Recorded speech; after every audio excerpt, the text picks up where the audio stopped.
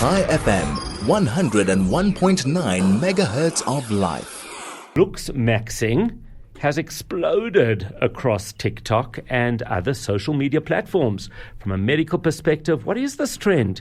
And why are healthcare professionals becoming increasingly concerned about it? To help us understand the medical, the psychological risks, what this is all about, we are joined in studio by Dr. Talia Notelovitz. Welcome back. I know that you were on, was it Monique's show? Yes. Yeah, so we greatly enjoyed that, and it's awesome to have you back. So what is this trend? What is this about? So how it looksmaxxing, you can hear from the term, is optimizing the aesthetic appearance, attractiveness. Yes. And it could be seen in a sort of a broad sense because most people want to look the best version of themselves. As and we that should. Can be a very healthy thing as part of one's general self-care. Right.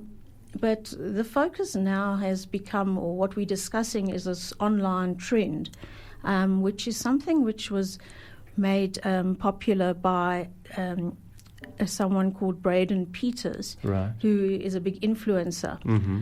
And his version of this appeals mainly to younger men. Okay. The underlying belief system is that the only way you are going to be successful in life, successful, happy in all matters, financial, relationships, is to be the idealized male appearance. And that then becomes a huge focus. So as opposed to being something that can enhance one's self-esteem, make one feel better, this becomes sort of the main focus of life. The way in which he then speaks to his audience is through having developed certain rating scales, measurements. Oh my gosh. Of, oh my word. Yes. Wow. That's rough, Mukundi.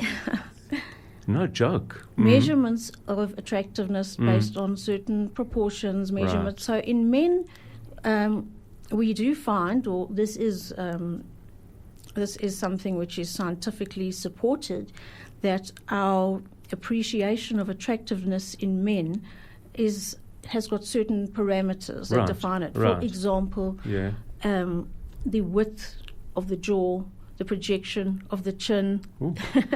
As she's saying that, both Mukundi and I, we're sitting straight, we're pushing our jaws up. Exactly. Our posture's so much better already. Right. Look, you're a medical genius. Yeah. So, if you look across cultures, at what is perceived as attractive in different cultures, you will find that there are certain proportions in men and women that are perceived as attractive. So that is... in some ways that's very good, because what we're doing is saying, okay, how do I help somebody to be a better version of themselves? These are the proportions that we want to work towards. These are the standards. I see that in many ways as being actually very, very positive. The problem is, when do we cross the line? In other words, if a person in the late 50s, a guy in the late 50s says, I want to be healthy, I want to look younger because it's a very competitive work environment out there. So there's certain things that I might do to enhance my, make myself look a bit younger, look a bit fresher, etc. I would imagine that's healthy.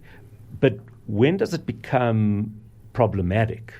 And as a professional, is that something that is a concern for you when people are sitting in front of you?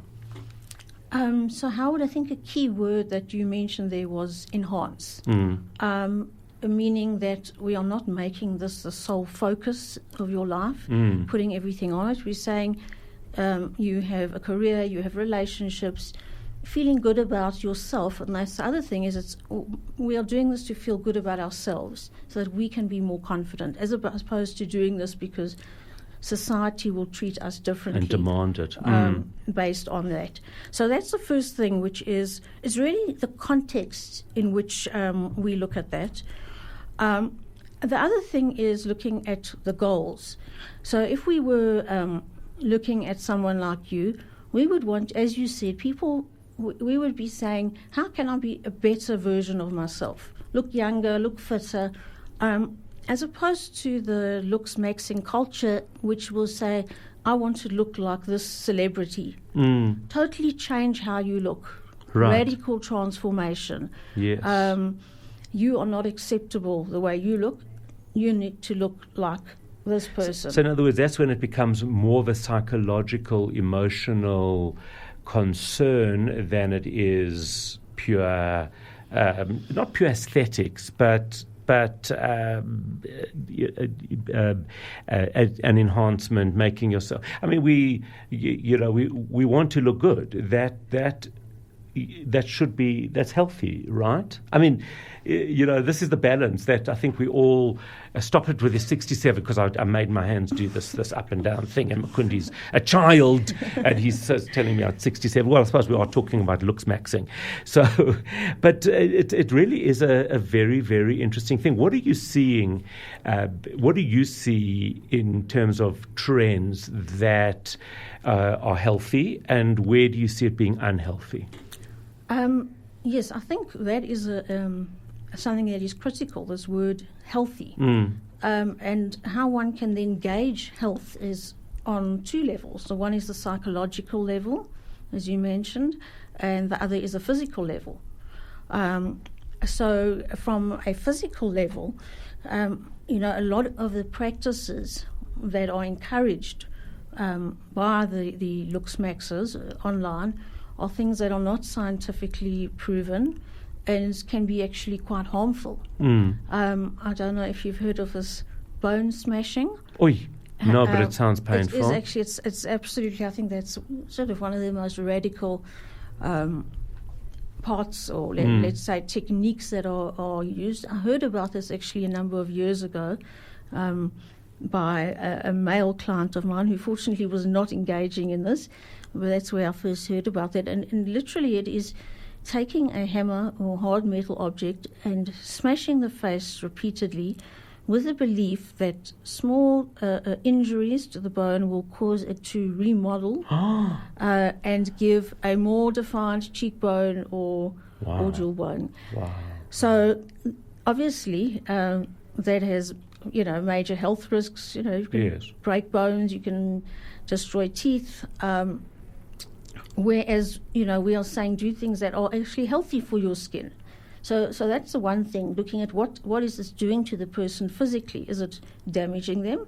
Or is it something, for example, losing weight, getting fit, looking after your skin, what is it doing to your health? And then from a psychological point of view, which I've always been really interested in as part of my work, because I have a background in psychiatry. And this is also a big distinction. What is it doing for that person, and where are they coming from? Are they coming to it because they are miserable, have a low self-esteem, and clutching at the straw that this is going to save them? Or are they coming as a normal, healthy person? And I think this appeals to those who are coming from an unhealthy place. Yes. So I would say this as a doctor. While I'm not seeing a lot of this coming to my practice, I think that we all need to perhaps learn from this. It might not be that we are looking at it in the same extreme way. I don't think many of us are using hammers. But metaphorically. Nevertheless, we need to put things in the right context. I think that's we so right. We need to also have the correct goals, not trying to change yourself, you're trying to be the best version.